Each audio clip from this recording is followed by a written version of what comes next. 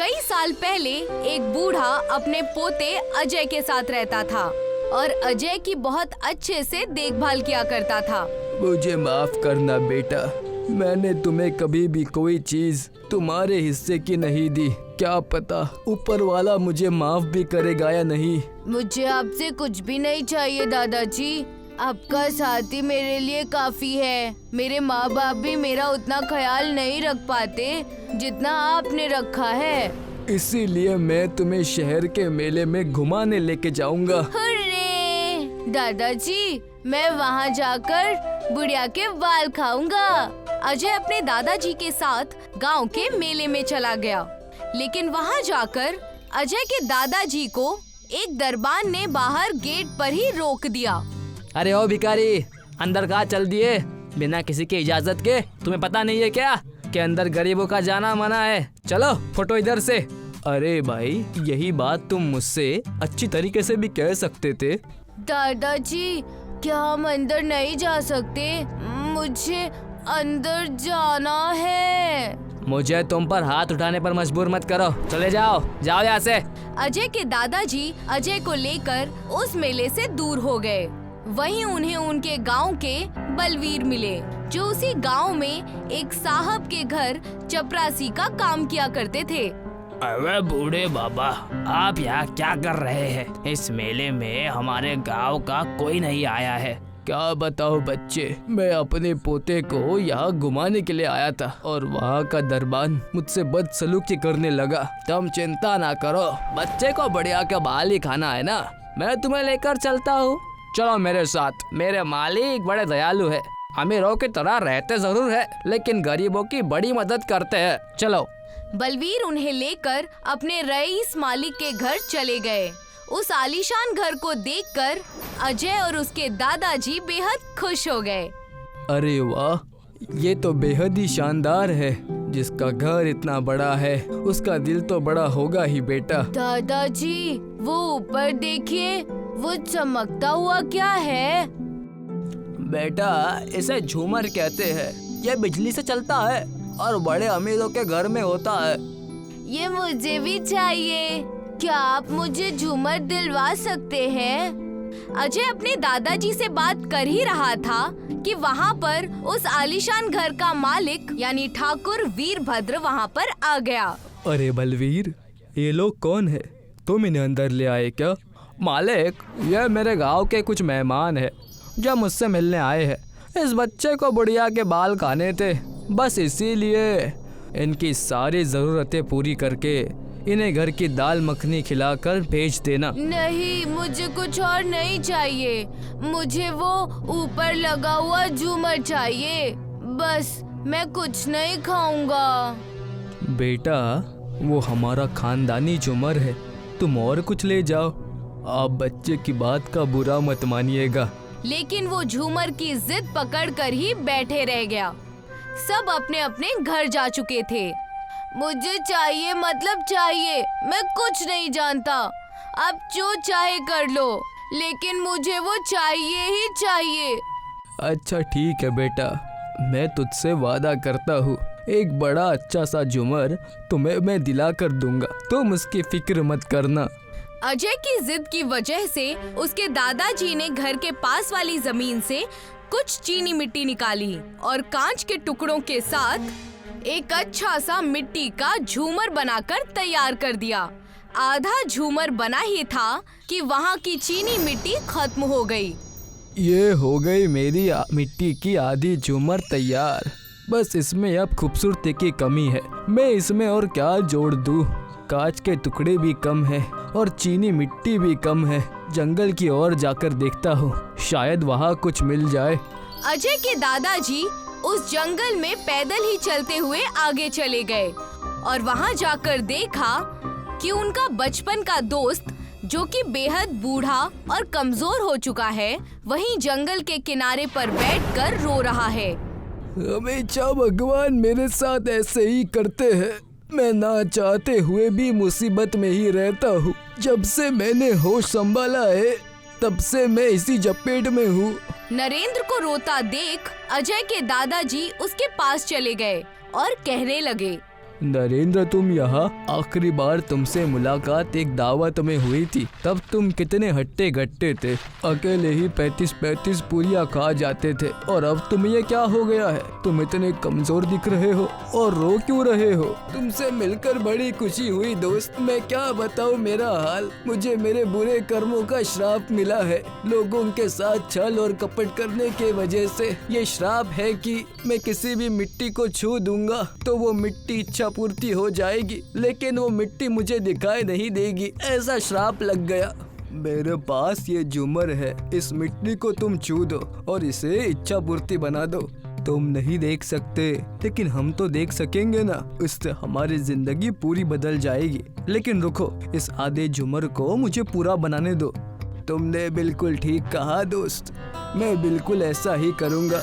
हम हमारी गरीबी इससे दूर कर देंगे। और वैसा ही हुआ।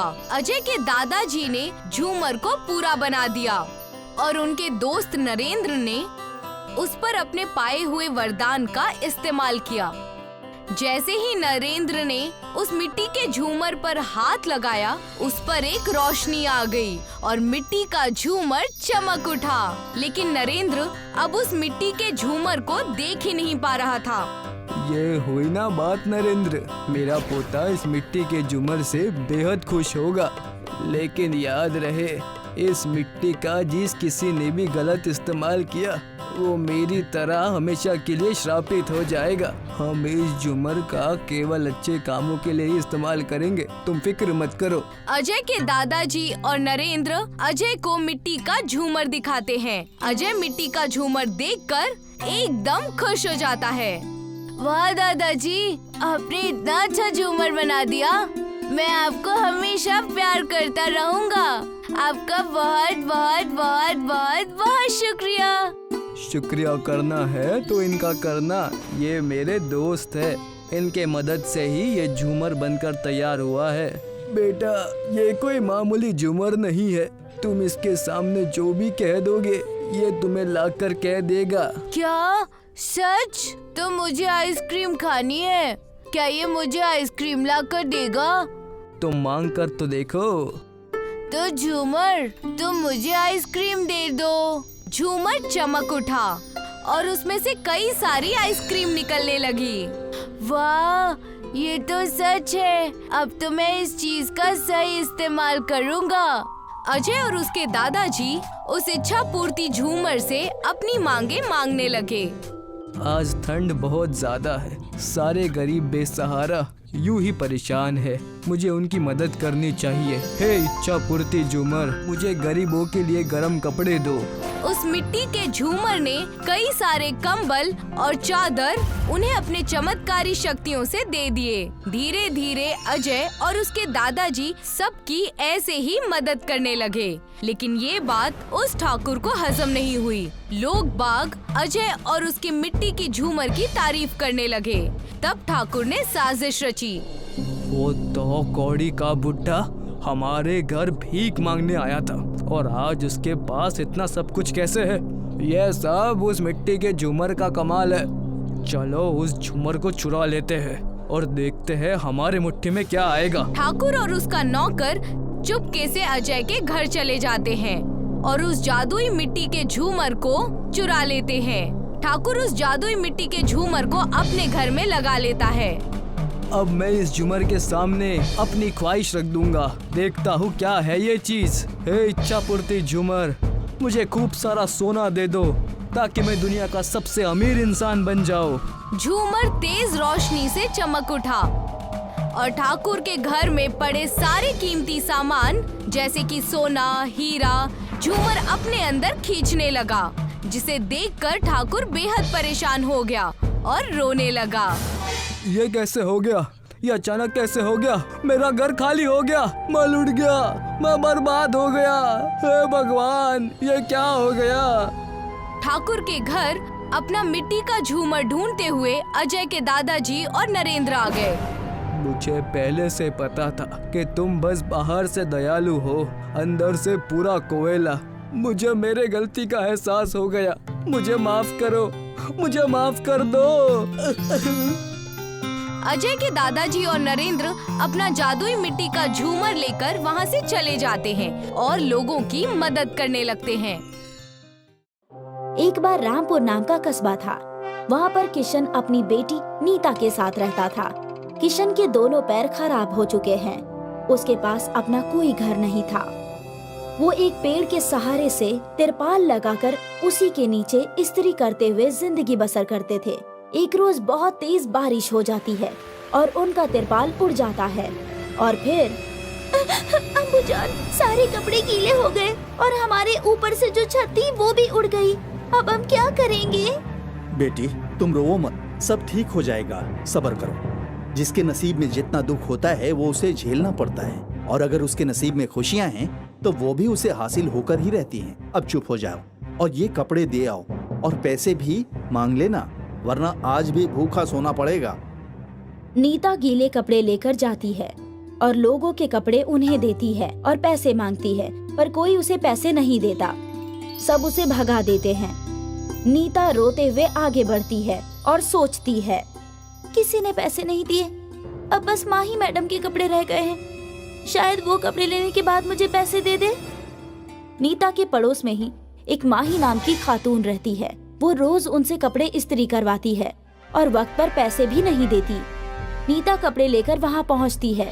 कपड़े नीता के ऊपर फेंक कर वो कहती है, ले जाओ ये कपड़े और दोबारा धोकर सुखाकर प्रेस कर कर ले आना। मैडम, अगर कुछ पैसे मिल जाते तो। एक तो सारे कपड़े गीले कर दिए और पैसे भी चाहिए। अरे जाओ यहाँ से, कुछ नहीं मिलने वाला। नीता रोते हुए जंगल में पहुँच जाती है।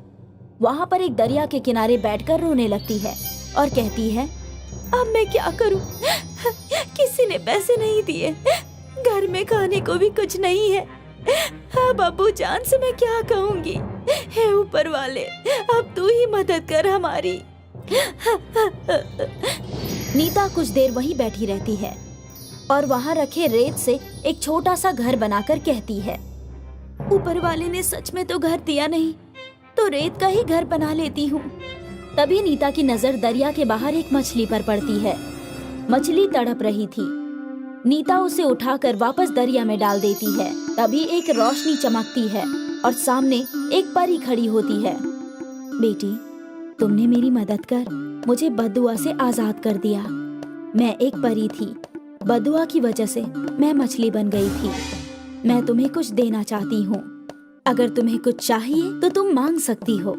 बताओ तुम्हें क्या चाहिए? मेरे पास घर नहीं है, मुझे एक घर चाहिए।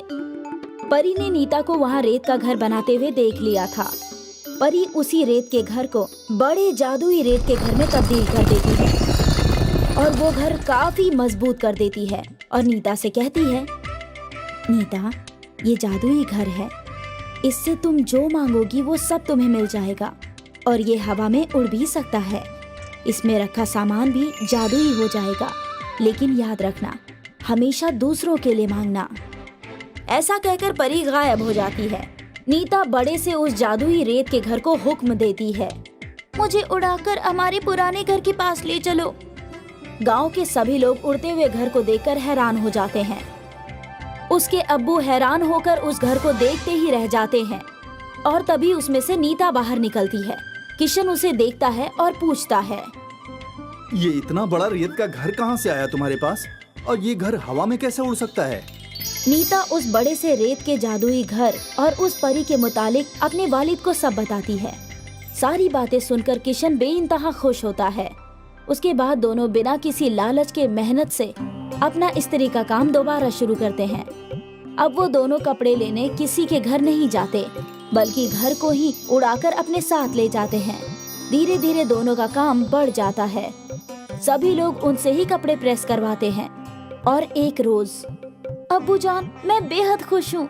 अब सिर्फ हमारे ही नहीं, दूसरे कस्बे के लोग भी हमसे इस्त्री करवाने आते हैं। बेटा, खुश तो मैं भी बहुत हूँ। हमें इसी तरह बिना गुरूर के काम करना है और दूसरों की मदद भी करनी है। किशन और नीता दोनों अपना इस्त्री का काम कर रहे थे। तभी कोई कस्बे वाला दरवाजे पर आता है और उनसे मदद मांगता है। क्या बात है, हम आपकी कैसे मदद कर सकते हैं? किशन भाई, मेरी बीवी हामिला है, उसका आखिरी माह चल रहा है, उसे लेकर पुल पार करके डॉक्टर के पास जाना है, लेकिन कस्बे वालों ने पुल का रास्ता बंद कर दिया है। अब मैं उसे कैसे ले जाऊं डॉक्टर के यहाँ? वहाँ खड़ी नीता ये सब सुन रही थी और वो कहती है, काका तुम फिक्र मत करो, सब ठीक हो जाएगा। उसके बाद वो तीनों उड़कर पुल के करीब जाते हैं जहाँ वो गाड़ी खड़ी थी। अब नीता उस गाड़ी को जादुई घर से बांध देती है और जादुई रेत का घर उन्हें उड़ाकर अस्पताल ले जाता है। काका अब तुम जाओ और कस्बा लौटकर खुशखबरी सुनाना। इस बात का इल्म कस्बे में सबको हो जाता है कि कैसे उस जादुई रेत के घर की मदद से नीता और किशन ने कस्बे वालों की मदद की। सभी लोग उन दोनों का बहुत एहतराम करने लगते हैं। एक रोज उसकी मालकिन माही, जो कुछ रोज के लिए कस्बे से बाहर गई थी, जब वो वापस आती है तो उस घर के मुतालिक सुनती है, बस इन दोनों की तारीफ ही सुन रही हूँ, अब तो मेरे कान पक गए हैं, इन दोनों को मजा चखाती हूँ मैं। उसके बाद माही चोरी से उस रेत के बड़े जादुई घर में जाती है और वहाँ रखे कपड़ों को प्रेस से जलाने की कोशिश करती है, लेकिन सब कुछ उल्टा ही हो जाता है। प्रेस उसी को जलाने के पीछे पड़ जाता है। अरे अरे ये क्या हो रहा है? बचाओ बचाओ, अरे कोई तो बचाओ। इतने में नीता और किशन दोनों आ जाते हैं और प्रेस को रुकने का हुक्म देते हैं। मुझे माफ कर दो, मैंने हमेशा तुम दोनों के साथ गलत किया और आज भी हसद से तुम्हारे सारे कपड़े जलाने आई थी, लेकिन तुम इतनी नेक दिल हो कि तुमने मेरी जान बचा ली। मालकिन, आपको आपकी गलती का एहसास हो गया, यही बहुत है। हमें हमेशा दूसरों की मदद करनी चाहिए, ना कि उन्हें सताना चाहिए। वैसे भी मेरे अब्बू जान कहते हैं, हमारे नसीब की खुशियाँ हमें मिलकर ही रहती है, उसे कोई चुरा नहीं सकता। दोनों बाप बेटी एक दूसरे के गले लगते हैं और इसी तरह बिना किसी लालच के दूसरों की मदद करते हैं और उस रेत के बड़े जादुई घर में रहते हैं।